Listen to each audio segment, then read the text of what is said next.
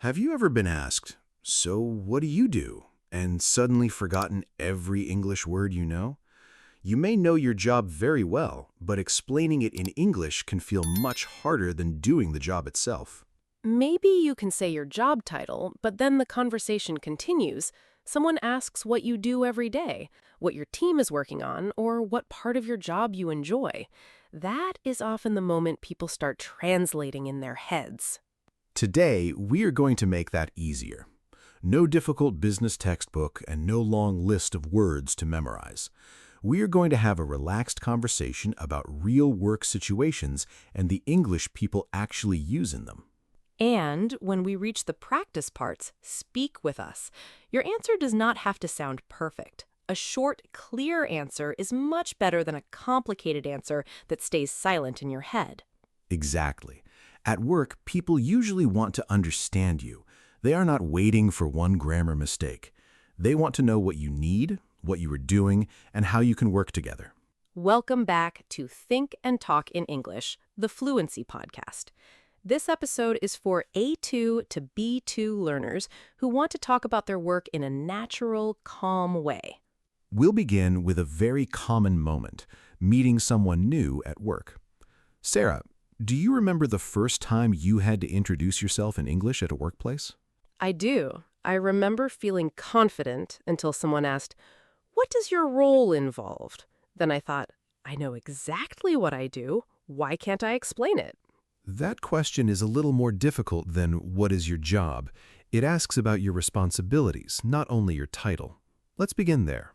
Meeting a new colleague. Imagine it is your first week at a new company. You're in the kitchen making tea, and a colleague you have not met before walks in. They smile and say, "Hi, I'm Daniel. I don't think we've met yet. What team are you in?" This is friendly small talk, but it can become useful professional conversation very quickly. The easiest first answer is your area of work. "Hi, I'm in the marketing team," or "I work in customer support," or "I'm part of the finance department." You do not need to explain your whole career immediately. Then Daniel might say, "Oh, nice. What do you do there?" Now you can use a very simple structure, your role, your main tasks, and one extra detail. For example, "I'm a marketing coordinator. I mainly plan social media content and work with the design team. At the moment, I'm helping with a new product launch." That answer sounds clear because it has a beginning, middle, and end. You say who you are, what you usually do, and what is happening now. You can change it for many different jobs. "I'm a receptionist. I answer calls, greet visitors, and organize appointments." Or, "I work in a warehouse. I check deliveries, prepare orders, and make sure everything is in the right place." Notice the useful phrase, "I mainly." It means this is the biggest part of my job. It's helpful when you do many things but do not want to list every small task. You can also say, "A big part of my job is," for example, "A big part of my job is answering customer questions," or "A big part of my job is making sure projects stay on schedule." That phrase is especially useful when your job title is not familiar to the other person. You may say, "I'm a project assistant. A big part of my job is organizing meetings and keeping track of deadlines." Let's make this a short conversation. Listen first, then you can try saying one part with us. "Hi, I'm Daniel. What team are you in?" "I'm in customer support. I mainly help customers with orders, payments, and account problems." That sounds busy. Do you speak to customers all day? Not all day. I answer emails in the morning, and I usually take calls in the afternoon. That last answer is good because it gives a little more information. It doesn't sound like a memorized speech. It sounds like a normal conversation. And remember, you do not need to say, "My work responsibilities consist of." That is correct, but it sounds heavy for a friendly conversation. "I mainly help with" is often more natural. That's the kind of English people actually use. That's true, Sarah. Simple language can still sound professional. In fact, clear English often sounds more confident than language that is too formal. Let's give our listeners a quick practice moment. Think about your own job, course, volunteer work, or daily role at home. Complete this sentence. "I work in blank. I mainly blank." You could say, "I work in retail. I mainly help customers and organize stock. Or, I'm a student. I mainly attend classes, do assignments, and prepare for exams. If you are not working right now, that is completely fine. You can describe something else that you do regularly. I take care of my children, or I'm looking for work, or I'm studying English and preparing for university. After you introduce your role, another common question is, what does a normal day look like for you? This question asks about the order of your day. It can sound like a big question, but you only need a simple timeline. Start with the morning, move to the middle of the day, and then mention what you usually do later. For example, I usually start at 9. First, I check my emails and make a list of urgent tasks. Then I work on reports or speak with clients. In the afternoon, I often have meetings or finish work that needs more attention. That is a strong answer because it uses time words, first, then, in the afternoon, and often. Those small words make your explanation easy to follow. You can also use I start my day by. After that phrase, use a verb ending in ing. I start my day by checking messages. I start my day by reviewing the schedule. I start my day by preparing the classroom. If your days are different, say that. Many jobs are not the same every day. You can say, it depends on the day, or my tasks change from day to day. For instance, some days I spend most of my time in meetings. Other days I can focus on writing and planning. That is very natural workplace English. Adam, I like that answer because it sounds real. Most people do not have one perfect routine. A normal day can change because of a customer problem, a deadline, or an unexpected meeting. Exactly. And there's a useful phrase for those unexpected things. Something came up. If a manager asks why you didn't finish a task, you might say, I was planning to finish it this morning, but something urgent came up. That does not mean you should use it as an excuse every day, but it is a natural way to explain that another important task appeared unexpectedly. Let's imagine two people talking after a morning meeting. How is your day looking? Quite busy, actually. I need to finish a report, call 2 clients, and prepare for a meeting this afternoon. That is a lot. Are you able to finish everything today? I think so, but I may need to move one task to tomorrow if something urgent comes up. That makes sense. Let me know if you need a hand. Let me know if you need a hand means tell me if you need help. It's friendly, informal, and common between colleagues. You can answer, thanks, I will, or I appreciate that. If you do need help, be specific. Could you take a quick look at the spreadsheet later? Is easier to answer than, can you help me? Now, Sarah, let's make the listener practice a little more active. We'll give them a beginning, and they can finish the sentence with their own idea. Good idea. Say this aloud. I usually start my day by... Maybe you say, I usually start my day by checking my emails, or I usually start my day by taking my children to school. It's your answer, so make it true for you. Now try, in the afternoon, I often... You might work, study, cook, exercise, care for your family, or prepare for the next day. Short answers are enough. The goal is to get your English moving. You can add more detail later. Talking about responsibilities without sounding too formal, let's look at a few phrases that help you describe responsibility. The most useful one is probably, I'm responsible for. Yes, it means something is your duty. I'm responsible for preparing the weekly report. I'm responsible for ordering office supplies.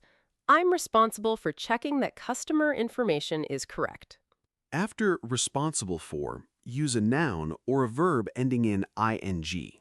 Say, I'm responsible for the schedule, or I'm responsible for organizing the schedule. Do not say, I'm responsible for organize the schedule. Another useful phrase is, I take care of. It's a little less formal and very common in conversation. I take care of invoices. I take care of the team calendar, or I take care of customer emails. And when you have more control over an area, say, I'm in charge of. For example, I'm in charge of training new staff, or I'm in charge of the monthly newsletter. In charge of can sound slightly stronger than responsible for. It often suggests that you make decisions or lead that area. Let's compare them. I'm responsible for updating the website means that updating the website is part of my work. I'm in charge of the website can mean I decide what goes on it and make sure it works well. There is also I handle. This is a flexible verb. You can handle customer complaints, payments, booking requests, social media messages, or technical problems.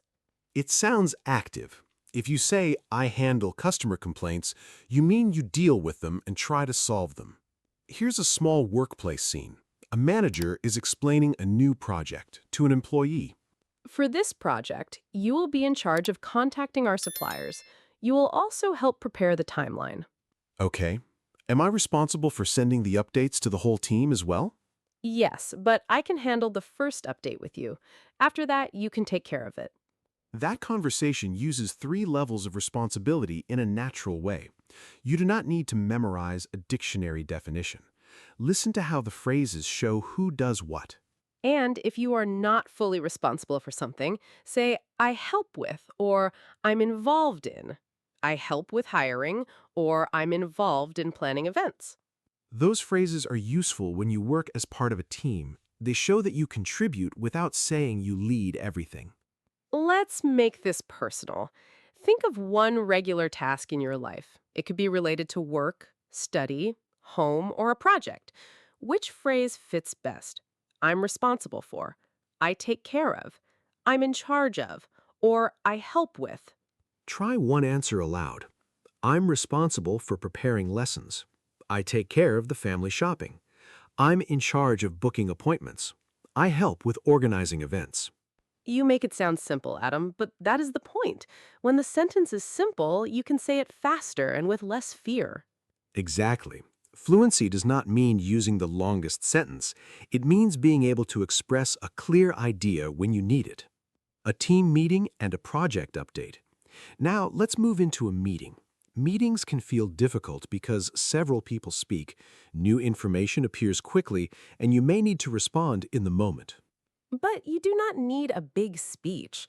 In many meetings, you only need to give a short update, ask a question, or explain what you will do next. Imagine your manager says, "Could everyone give a quick update on their tasks?" A good answer can follow this pattern: what you finished, what you are working on, and what you need next. For example, I finished the customer survey yesterday. Today, I'm checking the results and preparing a short summary. I'm waiting for the sales team to send their numbers before I can complete the final report. That is calm, organized, and useful. You do not need to tell the group every detail. Give the information that helps them understand the situation. One strong phrase is, I'm working on. It means the task is not finished yet. I'm working on the presentation. I'm working on the budget. Or I'm working on a solution to the problem. When something is finished, use I've completed or I finished. I've completed the first draft, or I finished the customer calls this morning. If you need more information from another person, you can say, I'm waiting for, or I still need. I'm waiting for approval, or I still need the final numbers from finance. Sarah, that might sound a little negative if I say it badly. How can I explain a delay without sounding like I'm blaming someone else? Good question. Focus on the next step. Instead of saying, finance still hasn't sent me the numbers, say, I'm waiting for the final numbers, and once I receive them, I can finish the report. That sounds much more professional. It tells people what is happening and what you will do next.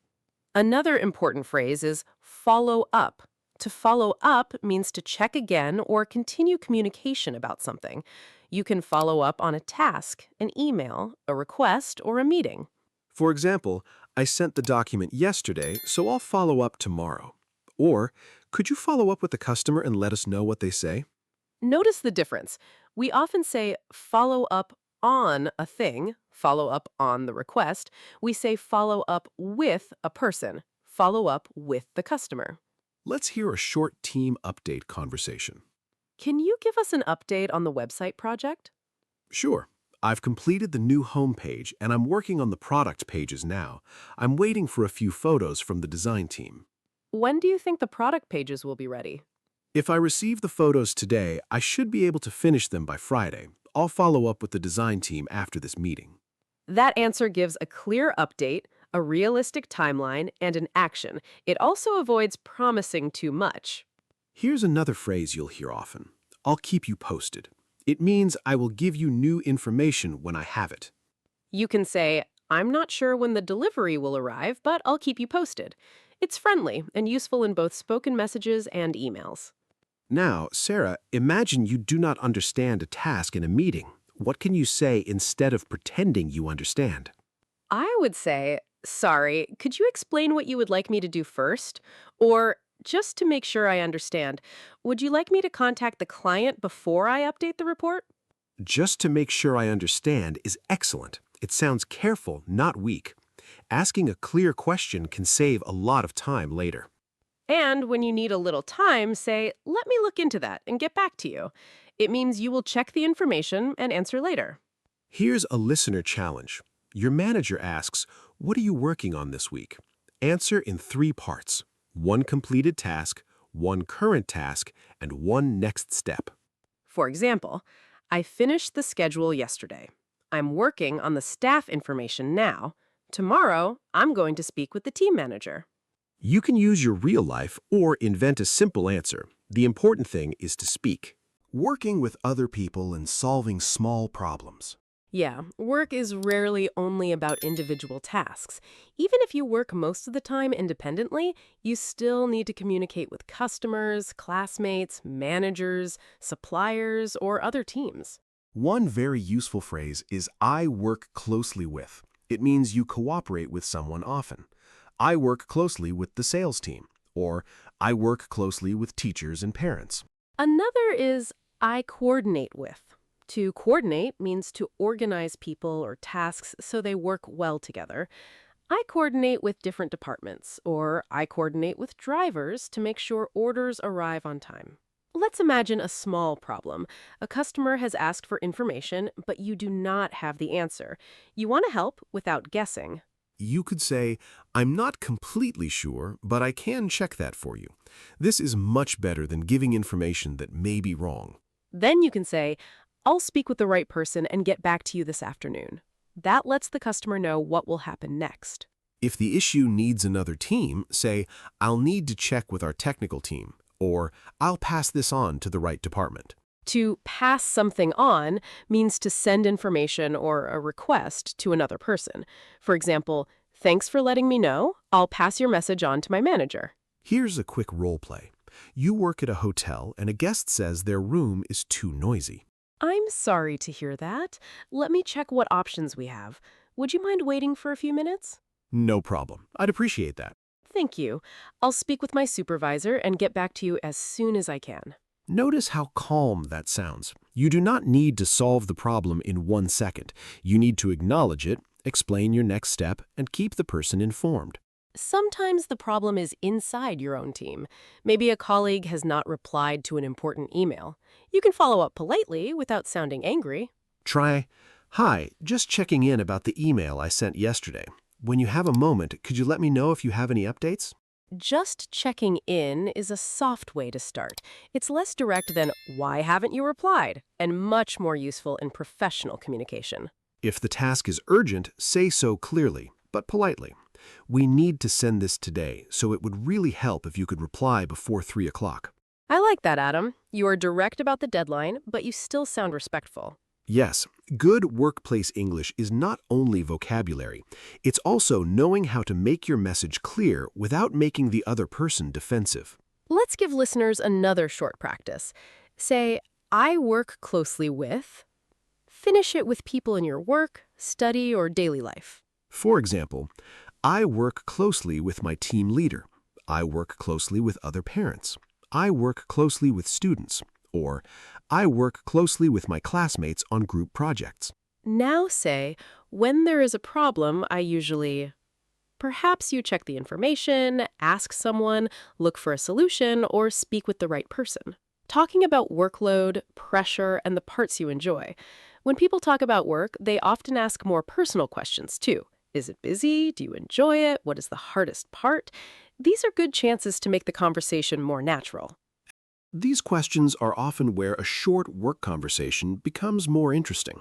If you have a lot to do, you can say, my workload is quite heavy this week. Your workload is the amount of work you have. You can also say, I have a lot on at the moment. This is very common in spoken English. It means you are busy with many tasks, although it is slightly less formal. For example, I'd love to join you for lunch, but I have a lot on today. Could we do it another day? That's honest and polite. Some days are more demanding than others. Demanding means that something needs a lot of energy, time, or attention. Customer service can be demanding. Managing several projects can be demanding too. You can say, the busiest part of my day is usually the morning, or the most demanding part of my job is dealing with urgent problems. But do not only talk about pressure. Add something you enjoy. I enjoy working with people, I like finding solutions, or my favorite part is seeing a project come together. That makes your answer feel more human. You're not only listing tasks, you're explaining what the work is like for you. Let's hear a natural conversation between two colleagues at the end of a busy day. You look tired. Has it been a busy day? Very busy. We had several last-minute requests, so I spent most of the day moving things around and answering messages. That sounds demanding. Is that normal for this time of year? Sometimes, the end of the month is usually busier because we need to finish reports and check everything is up to date. Do you enjoy that kind of work? I enjoy the planning side. I like taking a messy situation and making it clearer. I just do not enjoy the last-minute surprises. Most people can understand that feeling. We often enjoy the work itself, but not the surprise problems that appear 5 minutes before we want to go home. Exactly. The moment you put your bag on your shoulder, someone says, "Do you have a quick minute?" And the quick minute becomes 30 minutes. That's a very useful phrase, too. Do you have a quick minute? It usually means, can I ask you something? It may actually take longer than a minute, but it's a polite opening. If you're free, say, "Sure, what do you need?" If you're busy, you can say, "I'm just finishing something. Can I come back to you in 10 minutes?" Sarah, let's pause for a personal listener question. What is one part of your work or daily routine that you enjoy and one part that you find difficult? Try this pattern. I enjoy blank because blank. The most difficult part is blank. It can be simple. I enjoy helping customers because I like talking to people. The most difficult part is dealing with several requests at once. That's great practice for small talk, meetings, and job interviews because it shows both your skills and your personality. The job interview answer: clear, confident, and real. Now let's practice a situation that feels more serious, a job interview. The interviewer asks, "Can you tell me about your current responsibilities?" Many people try to give a perfect, long answer, but a good answer is usually organized, specific, and easy to understand. Use this 4-part structure: your role, your main tasks, how you work with others, and one result or extra responsibility. Here is an example. I currently work as an administrative assistant. My main responsibilities include managing schedules, preparing documents, and supporting the team with daily tasks. I also communicate with clients and organize meetings. Recently, I have been helping to improve our filing system, which has made it easier for the team to find information. That answer is not full of difficult words, but it sounds professional because it is clear and gives real examples. Let's try a different job.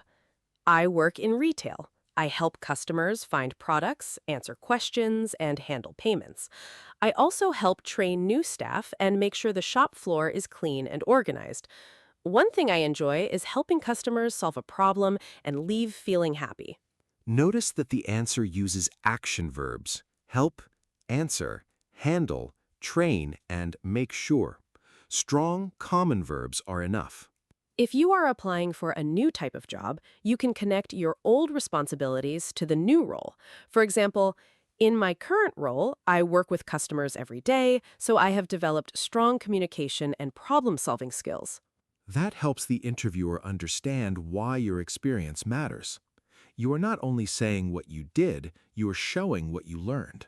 Adam, before we do a full example, what is one mistake learners should avoid in this question? Do not make your answer too general. Saying, "I do many things" is true, but it gives the interviewer nothing useful. Choose 2 or 3 main tasks and give a small example. And do not describe every task you have ever done. An interview answer should feel focused. The person listening needs a clear picture, not your entire weekly calendar. Let's do a complete role play. First, listen to the question, then listen to the answer. After that, we'll break it into smaller pieces. Could you tell me about your current responsibilities? Certainly. I currently work in customer support for an online store. I mainly respond to customer questions by email and phone, help resolve delivery or payment issues, and follow up on requests that need more time. I also work closely with the warehouse team when there's a problem with an order. Recently, I helped create a clearer response guide for common questions, which has helped our team reply more quickly. That answer has a clear shape. First, the role, next, the main tasks, then, teamwork, finally, one useful achievement. Now make it yours. Start with I currently work as a, or I currently work in, then add my main responsibilities include. You do not need a large achievement. It can be a small improvement, helping a new colleague, organizing a system, answering customers well, finishing work on time, or learning a new tool. And if you're a student or do not currently have a job, change the question slightly. Can you tell me about your responsibilities at university? Or what are you doing to prepare for work? Before we finish, let's put everything together. We'll build one answer step by step. Say each line after us, then change the details to fit your own life. First line, I work as a, or I work in. Second line, I mainly choose 2 or 3 simple tasks. For example, I mainly speak with customers, prepare orders, and answer emails. Third line, I usually start my day by. Perhaps you check messages, prepare tools, review your schedule, or talk to your team. Fourth line, I also work with. This can be a team, a manager, customers, students, suppliers, or classmates. Fifth line, one part of my work I enjoy is because. This gives your answer warmth and personality. Let's say a full example together. I work in a small cafe. I mainly take orders, make drinks, and help customers. I usually start my day by checking the coffee machine and preparing the counter. I also work closely with the kitchen team. One part of the work I enjoy is talking to regular customers because I like making people feel welcome. Now try your own version. Don't stop to search for perfect vocabulary. Use the words you already know. You can improve the sentence after you have said it once. Here are 4 questions for your final speaking challenge. Answer each one aloud in 1 or 2 sentences. Question 1. What do you do or what are you studying at the moment? Question 2. What are 2 main things you are responsible for? Question 3. What does a normal day look like for you? Question 4. What is one part you enjoy and one part that can be demanding? If you can answer those 4 questions, you can already have a very useful conversation about work in English. Final review. Let's quickly review the phrases from today. I mainly helps you describe the biggest part of your role. I'm responsible for explains a duty. I'm in charge of shows stronger control or leadership. I handle means you deal with something. I work closely with describes regular teamwork. I'm working on gives a current update, and I'll follow up tells someone you will check again. When you talk about your day, use a simple timeline, first, then, in the afternoon, and at the end of the day. When you talk about pressure, you can say, I have a lot on, or my workload is heavy. Most importantly, do not try to sound impressive by using words you cannot say comfortably. Start with a clear sentence, add one detail, then ask the other person a question. That is how real conversation grows. You do not need to explain your whole job in 1 minute. You only need enough English to share one true thing about your day.